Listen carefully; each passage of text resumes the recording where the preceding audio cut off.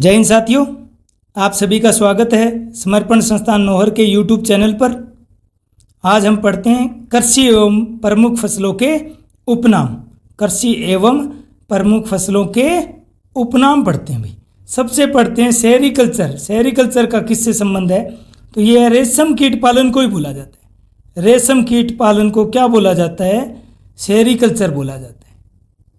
रेशम कीट पालन को ही सेरिकल्चर बोला जाता है। ऐसे ही पढ़ते हैं एपी। एपी कल्चर बोला जाता है मधुमक्खी पालन को। मधुमक्खी पालन।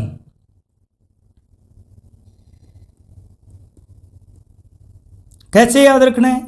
हम एपी पीते हैं, एपी फिज, वो बहुत मीठी होती है। कितनी मीठी? शहद जितनी मीठी। अब यही याद रखना है, एपी शहद जितनी मीठी होती है। तो शहद किससे मिलता है? मधुमक्खी से। तो एपी कल्चर में किसका पालन? मधुमक्खी पालन को एपी कल्चर बोला जाता है। इंपॉर्टेंट लगा लेना, अच्छा है, एग्जाम से क्वेश्चन जरूर पूछा जाएगा यहीं से। PC culture. देखो, पीसीज का मतलब ये होता है मछली। तो मछली पालन को या मत्स्य पालन को, मत्स्य पालन को ही क्या बोला जाता है? PC culture. पीसी कल्चर किससे संबंधित है? मत्स्य पालन से। फ्लोरिकल्चर।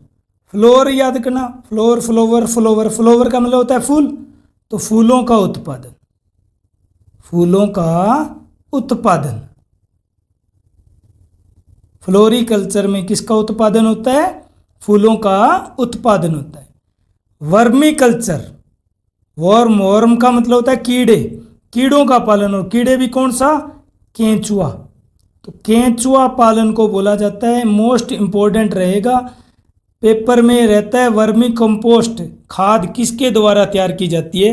केंचुए के द्वारा तैयार की जाती है। तो केंचुए के पालन को क्या बोला जाता है? वर्मी कल्चर बोला जाता है। वर्म का मतलब होता है कीड़ा, और कौन सा कीड़ा याद रखना है? केंचुआ याद रख लेना।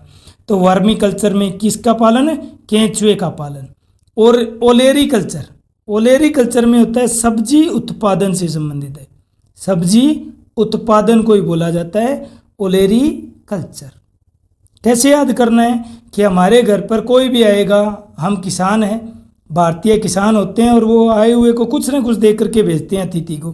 तो ए लो, ए लो, ए लो, क्या दे करके भेज रहे हैं? सब्जी। सभी को दे के भेज रहे हैं। क्या बोल रहे हैं? ए लो सब्जी ले जाओ, ए लो सब्जी ले जाओ भाई।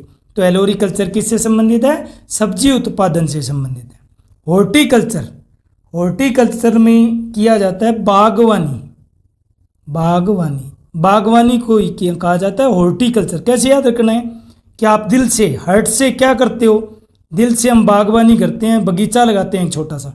तो हर्ट, दिल से क्या कर रहे हो आप? बगीचा लगा रहे हो, ये याद रखना है। तो हॉर्टिकल्चर में क्या की जाती है? बागवानी की जाती है। ओलिविकल्चर। ओलिव, ओलिव का मतलब होता है जैतून। तो जैतून की खेती की जाती है भाई। ओलिव का मतलब ये होता है, जैतून को बोलते हैं ओलिव अंग्रेजी में।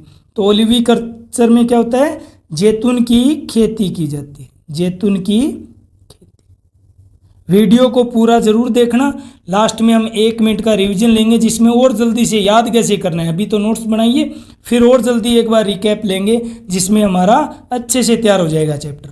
तो ओलिव किसको बोला जाता है? जैतून को। तो ओलिविकल्चर में किसका देन है या किसका उत्पादन है? तो जैतून की खेती की जाती है, उसी को ओलिविकल्चर बोला जाता है। सिल्वीकल्चर। सिल्वीकल्चर, इसमें है वनों की खेती। हमें याद रखना है, जहाँ वन होंगे वहाँ क्या होगी? बारिश होगी। बारिश ज़्यादा होगी तो क्या आएगी? सिलन आएगी। क्या आएगी? सिलन आएगी। देखो सिलन आ गया ना। सिल्वी, सिलन कब आती है? जब वन ज़्यादा लगाएंगे। तो वनों की खेती को बोला जाता है सिल्वी कल्चर। अब आता है विटी कल्चर। विटी का मतलब ये याद रखना, वेट करो भाई। क्यों? क्या आपके लिए अंगूर आ रहे हैं? क्या आ रहे हैं? अंगूर। तो अंगूर की खेती, अंगूर की खेती को ही बोला जाता है विटी कल्चर। तो अपने को यही याद रखना है, किसी को भी बोल देना कि वेट करो अंगूर आ रहे हैं भाई, वेट करो अंगूर आ रहे हैं। तो विटी कल्चर में क्या हो जाएगा? अंगूर की खेती की जाती है भाई। पोमो कल्चर। पोमो कल्चर, पोमो कल्चर में की जाती है फलों की, फलों का उत्पादन। फलों का उत्पादन। पोमो कल्चर में किसका उत्पादन है? फलों का उत्पादन। मोस्ट इंपॉर्टेंट रहते हैं दोनों, एरोपोनिक और हाइड्रोपोनिक्स। इसको मोस्ट इंपॉर्टेंट लगा लेना हाइड्रोपोनिक्स को। तो एरोपोर्टिक क्या होता है? एरो, एरो का मतलब होता है हवा, हवा में पौधा उगाना, हवा में पौधा उगाना। एयर का मतलब ये होता है हवा, हवा में पौधा उगा रहे हैं तो एरोपोर्टिक बोला जाता है, हवा में पौधा उगाना। मोस्ट इंपॉर्टेंट रहेगा हाइड्रोपोनिक्स। हाइड्रो का मतलब होता है भाई जल, जो जल से जो जल से डरता है उसको हो जाता है हाइड्रोफोबिया, जल भित्ति रोग। तो हाइड्रो का मतलब होता है जल, तो हाइड्रोपोनिक्स, हाइड्रोपोनिक्स का मतलब होता है पानी में पौधा उगाना, पानी में या पानी पर पौधा उगाना, पानी में पौधा उगाना क्या कहलाता है? हाइड्रोपोनिक्स कहलाता है। मोस्ट इंपॉर्टेंट लगा लेना भाई। थोड़ा रिपीट कर लेते हैं, चैप्टर जितना पढ़ा है उसको।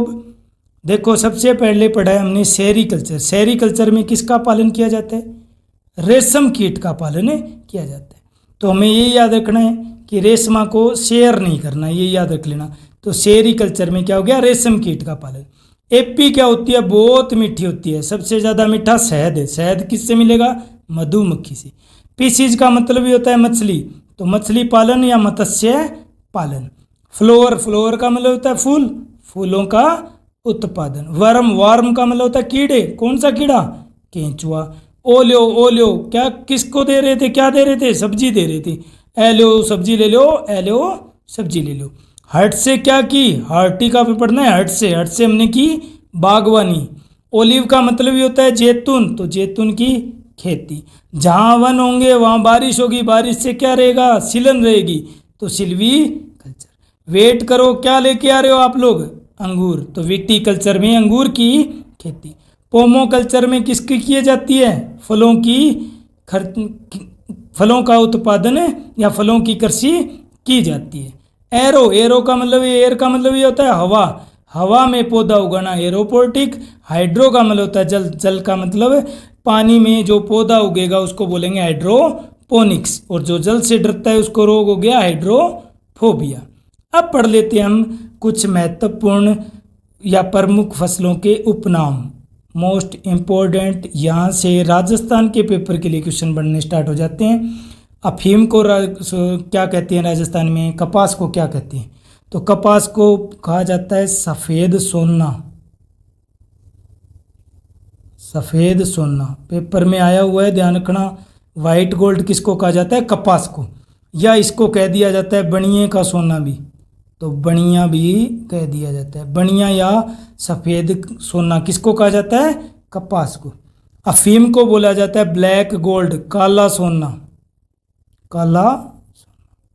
और एक पेट्रोलियम को भी बोल दिया जाता है, ध्यान रखना, पेट्रोलियम को भी बोल दिया जाता है। काला सोना किसको बोला जाता है? अफीम को और पेट्रोलियम को। जवार, इंपॉर्टेंट, राजस्थान के पेपर में पूछा गया है कि गरीब की रोटी किसको कहा जाता है? जवार को। गरीब की रोटी, गरीब की रोटी जवार को कहा जाता है। गवार मत कर देना, जवार है। बांस, एसएससी या सेंटर के पेपर के लिए इंपॉर्टेंट। आदिवासियों का हरा सोना किसको कहा जाता है? रेलवे में आया वो क्वेश्चन है, बांस को। आदिवासियों का हरा सोना, आदिवासियों का हरा सोना किसको कहा जाता है? बांस को। आदिवासियों का हरा सोना। मूंगफली को बोला जाता है गरीब का बादाम, गरीब का बादाम बोला जाता है। गरीब का बादाम, गरीब का बादाम किसको कहा जाता है? मूंगफली को। जूट को बोला जाता है गोल्डन फाइबर, गोल्डन फाइबर। ऐसे ही इसबगोल राजस्थान में इंपॉर्टेंट रहेगा। इसबगोल को घोड़ा जीरा भी बोला जाता है, घोड़ा जीरा। और राजस्थान में पाया जाने वाला हो बो, जोजोबो, इसको बोला जाता है पीला सोना। इंपॉर्टेंट रहता है हो बा, जोजोबा को क्या कहा जाता है? पीला सोना। या इसी को बोला जाता है gold of desert, gold of desert. थोड़ा रिकैप लेते हैं वापस से। हमने क्या पढ़ा? प्रमुख फसलों के उपनाम। कपास को क्या बोला जाता है? सफ़ेद सोना, सफ़ेद सोना या बनियों का सोना। अफीम को बोला जाता है काला सोना, और एक काला सोना किसको बोला जाता है? पेट्रोलियम को। सफ़ेद सोना कपास को भी बोला जाता है और प्लेटिनम धातु को भी बोला जाता है, ध्यान रखिए। तो कपास को सफ़ेद सोना, बनिए का सोना, अफीम को काला सोना, या पेट्रोलियम का को भी काला सोना बोला जाता है, तो अफीम को काला सोना बोला जाता है। देख लेना थोड़ा सा। तो ज्वार को बोला जाता है गरीब की रोटी। आदिवासियों का हरा सोना किसको कहेंगे? बांस को कहेंगे। मूंगफली क्या है? गरीब का बादाम है। जूट को ही बोला जाता है गोल्डन फाइबर। इस सब गोल को बोला जाता है घोड़ा जीरा। होहोबा जोजोबा को बोला जाता है पीला सोना या गोल्ड ऑफ डेजर्ट। ज़्यादा से ज़्यादा वीडियो को शेयर कीजिए दोस्तों। कमेंट बॉक्स में ज़रूर बताना वीडियो कैसा लगा और आगे का टॉपिक जिससे संबंधित आप क्वेश्चन चाहते हो। वैसे सीईटी को टारगेट करते हुए अब हम विज्ञान के और मैथ के आपके लिए टॉपिक बनाने की कोशिश कर रहे हैं, वीडियो बनाने की। फिर भी आपके कोई और अच्छे सुझाव हो तो आप ज़रूर दीजिए। ज़्यादा से ज़्यादा वीडियो को शेयर कीजिए और अच्छे से तैयारी कीजिए। धन्यवाद। जय हिंद, जय भारत।